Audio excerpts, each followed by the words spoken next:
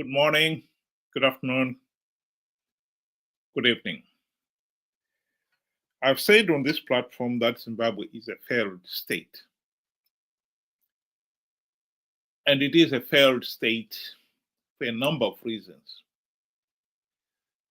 One of which, probably the main one, is that we have got a corrupt, incompetent, and tyrannical ruling party in Zanu PF.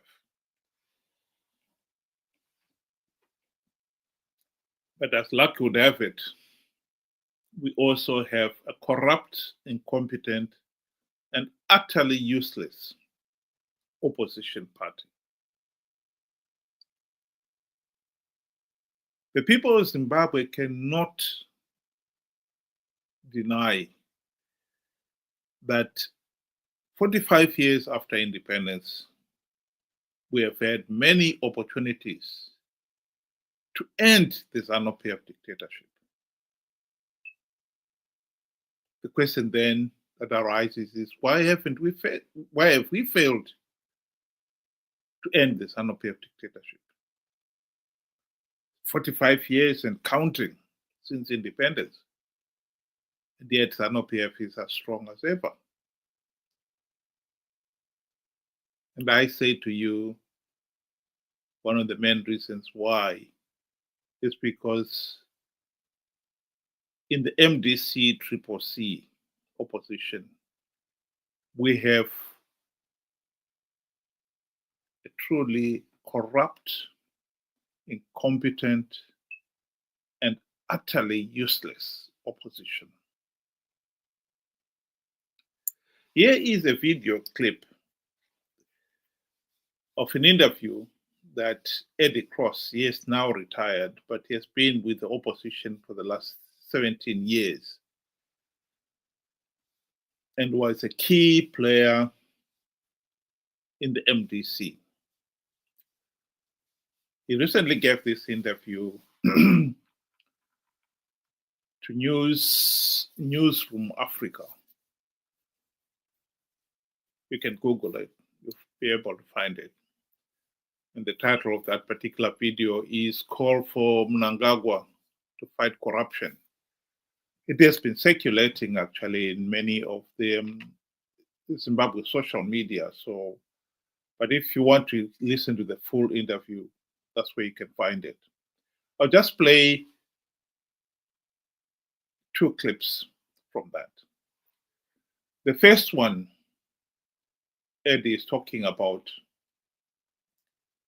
Zanu PF and the economy and Mnangagwa's role in it. Okay. Coming home and getting stuck into the economy. Okay, it's really quite exciting. So where do these protests, or even if they're silent and people stayed away then today, clearly, where does that protest then come from? Where does this idea of people wanting Emmerson Mnangagwa to step down, that he hasn't done enough for the economy? Because if you've laid out what you've set out, if what you've laid out is ultimately true, then people are ultimately saying that actually, no, it's not in this case then. So where does this stem from? Where does that other side of the coin stem from, you think? People have very short memories. And there's no comparison, Zimbabwe 2025 with Zimbabwe in 2017. Absolutely no comparison whatsoever. It's a different country. The problem is that he's not been able to tackle some of the most fundamental problems we have. For example, we are still effectively dollarized. That makes us uncompetitive in the region. He has not tackled corruption. In fact, there's lots of evidence that his own family is deeply corrupt, that some of his children are engaged in criminal activity on a large scale.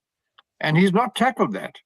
And I think if he would tackle a few of those, I mean, the amount of money being stolen here is just enormous. It probably exceeds our national budget. And if he doesn't get on top of that, the dissatisfaction with his regime is going to continue, maybe even deepen. I'd just like to stop there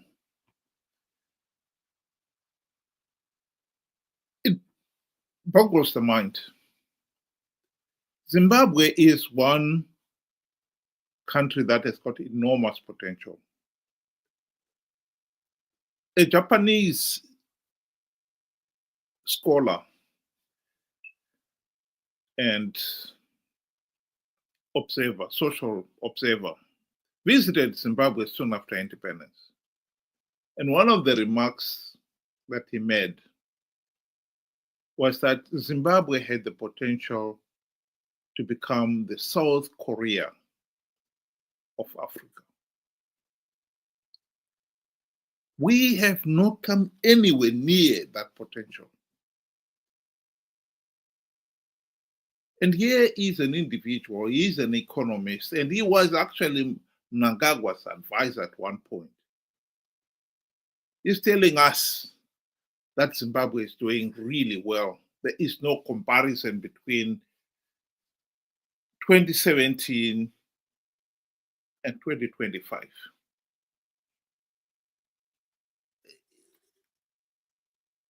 You can't believe it.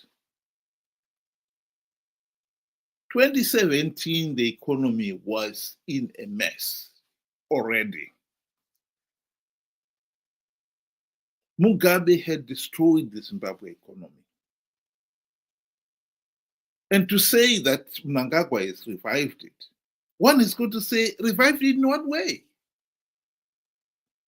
The education, basic services like education, healthcare, basic infrastructure, they're still in a mess. I think the problem with some people is that they somehow have got to compare things without seriously thinking about them. I think comparing Mnangagwa and Mugabe is like comparing a black mamba with a cobra, and you are the mouse. Both will kill you. So what is there to compare? These two dictators have killed Zimbabwe's economy. They have ridden roughshod over the people, denying them their fundamental rights and freedoms. And yet here is somebody talking of things have improved under Mnangagwa. What improvements is he talking about? In this video, he even admits himself that corruption has become so rampant that we are losing more than our GDP. It could well be true. In 2023, we saw a documentary on gold, the gold mafia, in which 80% of Zimbabwe's gold was being smuggled. 80%. And the gold business alone was worth $2 billion.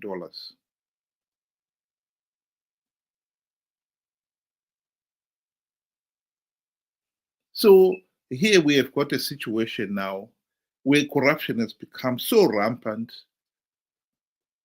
that some of the basic, it has gone on from gold to diamonds, to include lithium, platinum, and many other resources.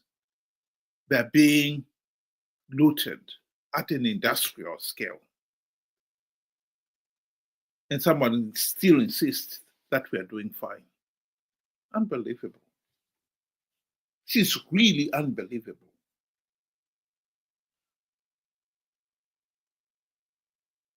I'd like to listen to yet another aspect.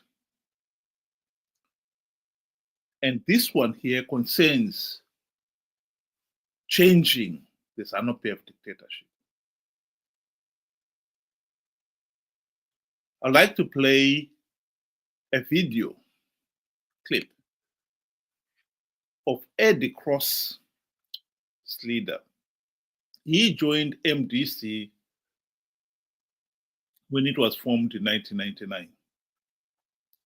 And the MDC leader, whom they've remained close until the death of Tsvangirai in 2018. Here is Morgan Tsvangirai talking about what needs to change in Zimbabwe. The governance culture is just replacing one individual with another individual with the same character and same culture. So I think it is foolhardy to think that replacing Mugabe with Emerson Mnangagwa without the fundamental reforms that are needed to transform the institution of governance, then you're wasting your time. You just have the same perpetuation of the same culture. Mm-hmm. Yeah. How was your working relationship with Mnangagwa during the GNU? Well, so keep in mind, the most important thing the opposition was supposed to do is implement the reforms to end this vote rigging culture. That is important. Now let's listen to Eddie Cross. But I know better than anybody, because I was in the opposition for 17 years. I know that taking power in Zimbabwe is not a straightforward issue. Yeah. This regime is in power, and they are capable of defending their hold on power very effectively, as the opposition has discovered in the last 2 years. That is outrageous. The opposition, the MDC, had the golden opportunity to implement the democratic reforms. The 2008 to 2013 GNU, the primary purpose of that GNU was to implement the democratic reforms. It beggars belief that a senior leader of that party, even now with the benefit of hindsight, is still in denial that they sold out. Of course they sold out. MDC leaders failed to implement even one token reform.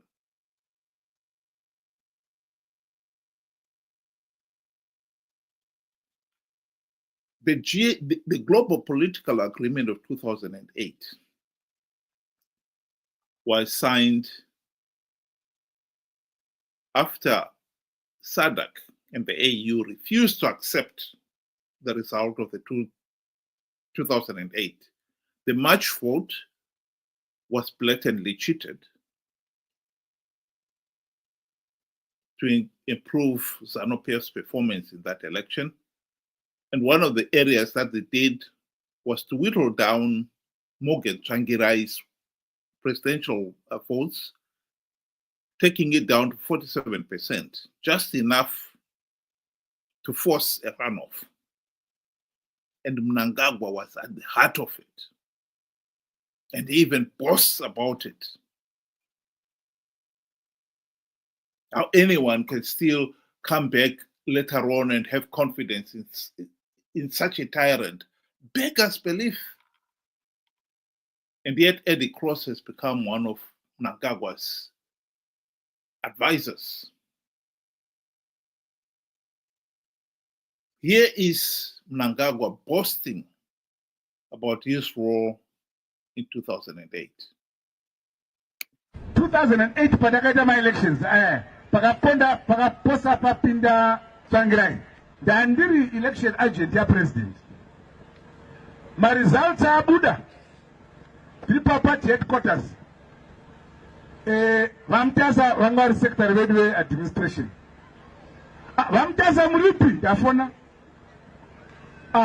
ndiri kwarusapi komo gwenda kwarusapi seka ma-results achibuda kudai vanga aiwa zvako izvo Mnangagwa ndezvako endaenda kumusha ofisi vanga vabisa zvinhu zvavo zvose vatofunga kuti zani yadini yaparara. President ofona zvakamira sei kati ndomamira zvakaita takatodini kateda sei manje mama ndikati abvudzai baba nditaure navo baba gadzirai politburo cabinet musarangarira zvimwe zvigadzira chi cabinet.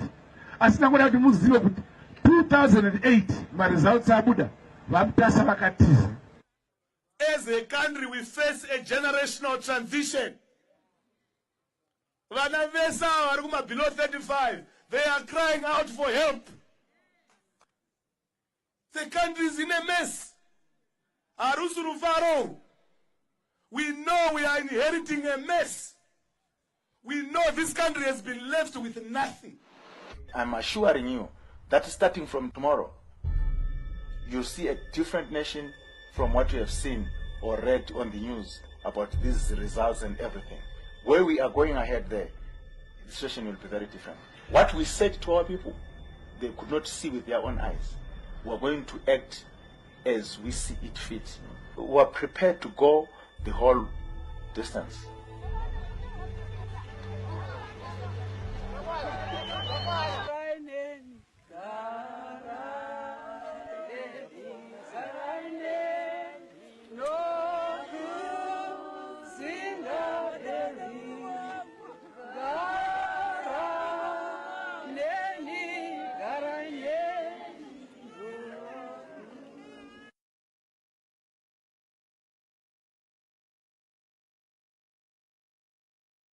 Nearly, in fact, over 1 million people were internally displaced in the 2008 elections. At the height of the Operation Mapotera Papi, which was meant to punish Zimbabweans for having rejected Zanu PF in the earlier vote.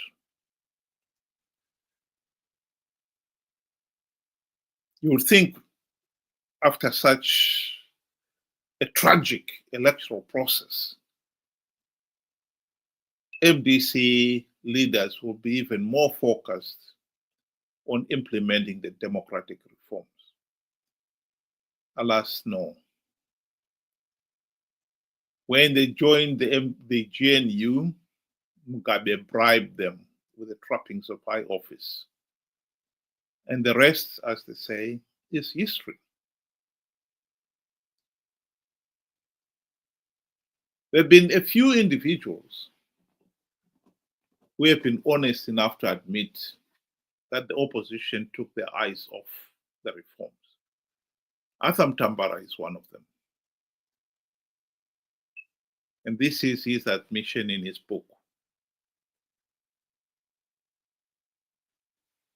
The other one is David Coulthard.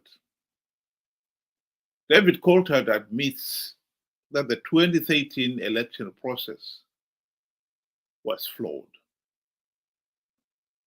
So flawed that the only logical thing for the opposition to have done was to withdraw. But he goes on to explain why they failed to withdraw.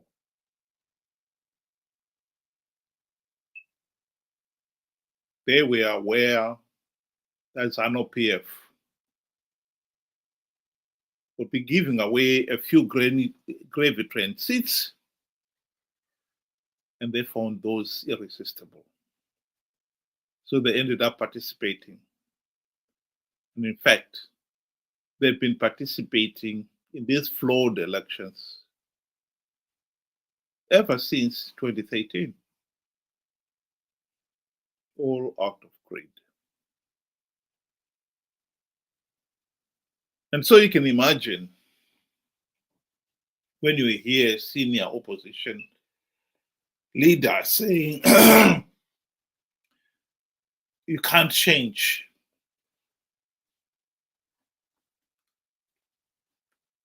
You can't have regime change in Zimbabwe because of Zanu PF,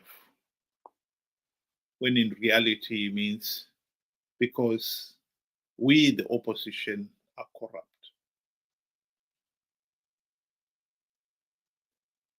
That is the truth.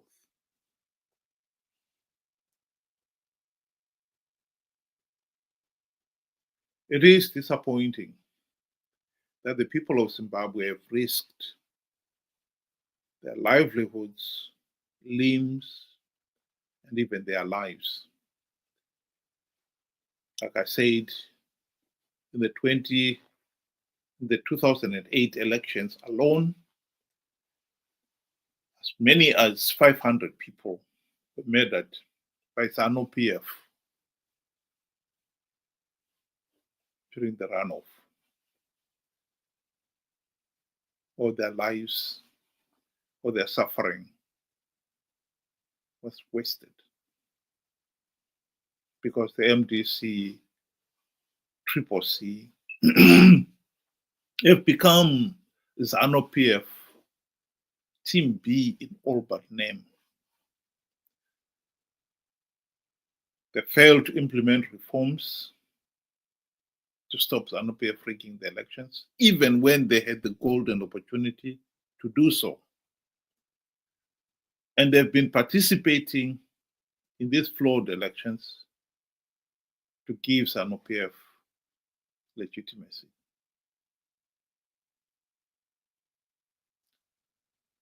Our situation has been made a lot worse by the very fact that we have got an electorate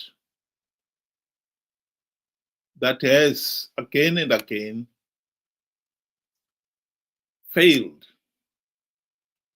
to comprehend what is really going on here. That hasn't helped our situation.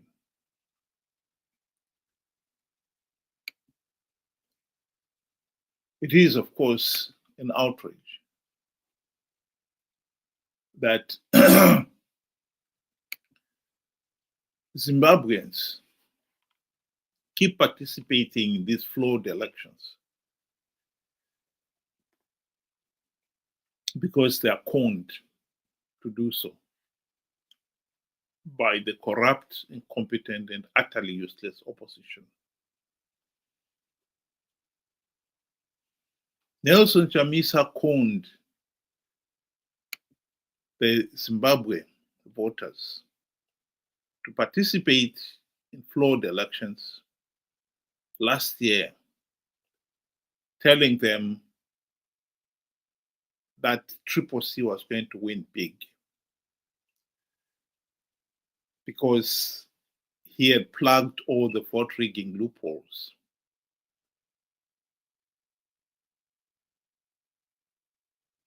Yet, it was a well-known fact that the Zanu PF, the ZEC commissioners were preparing Zanu PF to win those elections because ZEC had failed to produce even something as basic as a verified voters roll. Tim Pachedu warned Chamisa and company that the voters roll was in a mess. And still, Chamisa insisted that he had plugged all the vote rigging loopholes. And the people themselves were foolish enough to believe that idiotic lie. Here is Chamisa telling people about the win, that Triple C was going to win. Makorokoto Zimbabwe, nokuti hakuna munhu anomira kana denga raronga plan. Denga raronga plan, denga harifoiri. Plan yaMwari haifoiri. Ini ndatanga kugadzira cabinet. There is no way we are not going to form a new cabinet. There is no way we are not going to have a celebration. There is no way we are not going to have an inauguration. Let's start preparing for our inauguration. Let's start preparing for our celebration.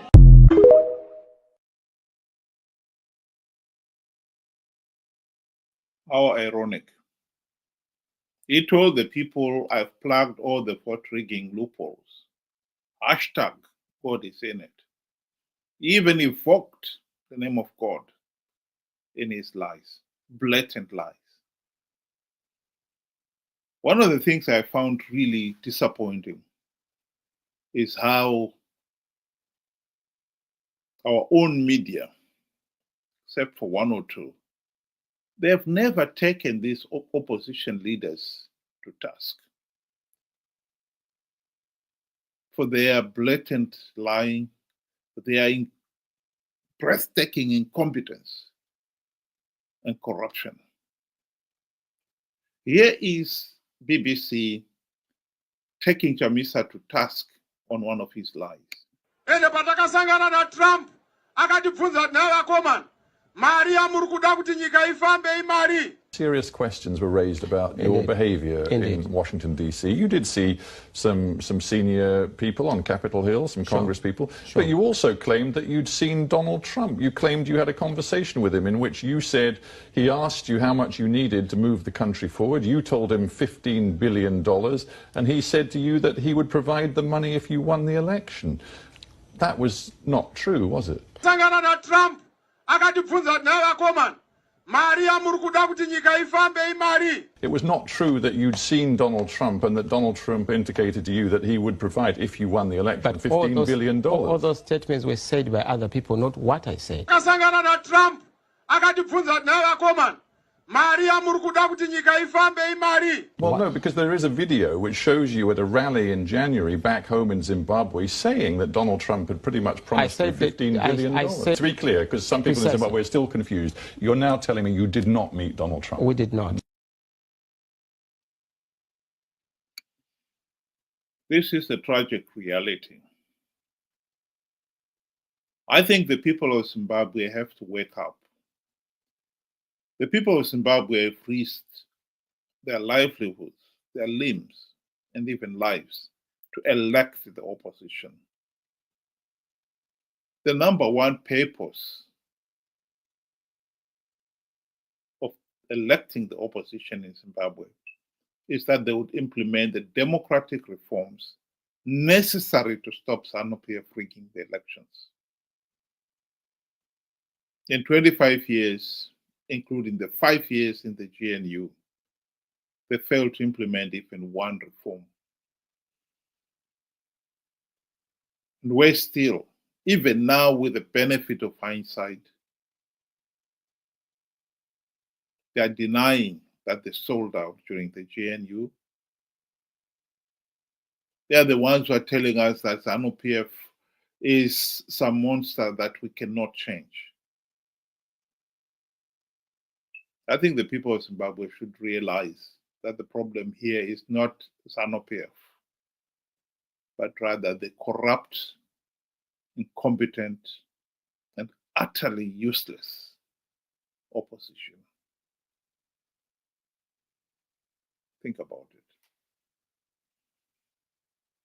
Thank you, and have a good night.